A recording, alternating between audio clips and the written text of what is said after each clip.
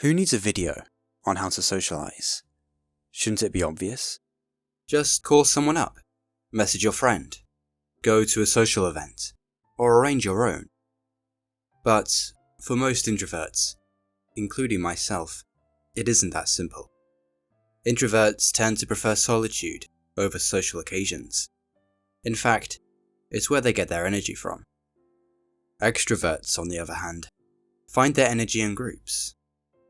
As an introvert, I can attest to the fact that my energy is drained quickly in social situations, and charges up again when I'm alone in my room.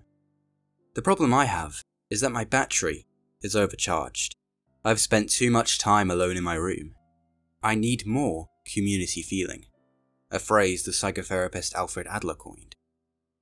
Hopefully by the end, you'll have learned some strategies to socialize with your peers and leave your comfort zone.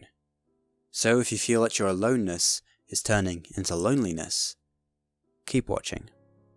The easiest way to socialize as an introvert is to sit with strangers in public places. I'm currently writing these words in a park, and I'm finding it an effortless way to socialize without having to talk to people. Simply being in other people's company gives you a little bit of community feeling. Of course, it's not a replacement for social interaction, but it is a good way to get started. You are retaining your solitude while being in the presence of others. So, instead of studying and working in your room all the time, try sharing your space with other people. It might make you feel a little less lonely. Now for something a bit more challenging. You've been asked to hang out, and now you're at a crossroads. Stay at home in your comfort zone, or plunge into a social setting and develop your social skills. When you've been given an invitation to a social event, or want to get out of one, catch and register your initial thoughts, instead of trusting this reactive voice, which claims to know what's best for you. Take a step back and assess the situation from a calm and reasonable vantage point. Here is an example of me stepping back from my reactive voice. I'd volunteered 2 out of 3 days for a beer and food festival, and my social battery was completely drained. The main thought I had was how to get out of this 3rd day of volunteering, so I could stay in my room and charge my social battery. However, instead of following this thought, I took a step back. I rested in awareness and ignored my ego, resulting in me finishing the volunteering shift. Now what do I mean by awareness? And what do I mean when I say ego? The ego, or the self, is resistant to change. It is only interested in situations which affirm its identity. Therefore, an introvert's ego will want to affirm an introvert's identity, someone who prefers to stay at home instead of socialize. An introvert's ego is opposed to challenging and uncomfortable social situations which allow one to grow. Awareness is the space around the ego. It is where the most thoughtful and informed decisions can be made. These decisions come from a place of no thought, what we could call insight. If we trust in the thinking mind, the ego, we are trusting in an entity that doesn't care about our happiness. The ego would rather you are unhappy following its commands than happy going against them. Being an introvert is both an ego identity and a character trait. You could be an introvert who socializes, or an introvert who doesn't leave your room. The latter is the introvert run by the ego, believing completely in the introvert identity. As Eckhart Tolle said, the ego is a false sense based on mental concepts. It is identification with the body and the mind, primarily identification with thought form. End quote. When I went out to do my volunteering on the 3rd day of the festival, I had some great conversations with fellow volunteers. My social skills and confidence grew. In order to make the best decisions, one must rest in awareness. Instead of immediately saying yes or no, take a step back and reassess your initial response. It is vital to take a break from thinking to come up with the appropriate response that is right for you. Sometimes, it is up to us to initiate social gatherings. The first thing to do is to rule out what you don't enjoy doing. For me, I don't enjoy parties, discos, clubs or bars. I know this from personal experience.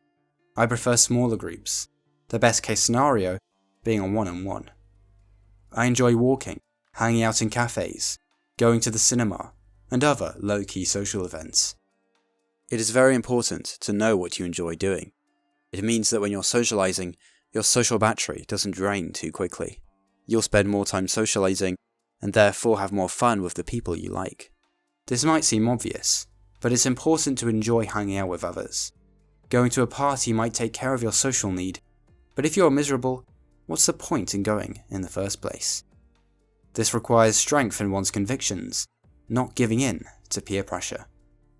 And while it's easier said than done, try not to care what people think of you. If they find you weird for not going to a party, that's their problem. So, you now know what to do, but now comes the hardest part: asking. It is very easy for an introvert to ask people without having to do it in person, which can be awkward, especially if they say no. That said, messages on social media can easily be interpreted in a negative way. I asked someone to hang out, and the response was that they were too busy. My first thought was that this was an excuse, which led to a destructive rabbit hole of self-doubt and insecurity. Whereas if I'd asked in person, I would have better assessed the situation, and left with more peace of mind, whether the answer was yes or no. So asking on social media has its drawbacks, but it is very convenient. However, make sure you stop asking someone if they aren't getting back to you. Relationships are a game of tennis.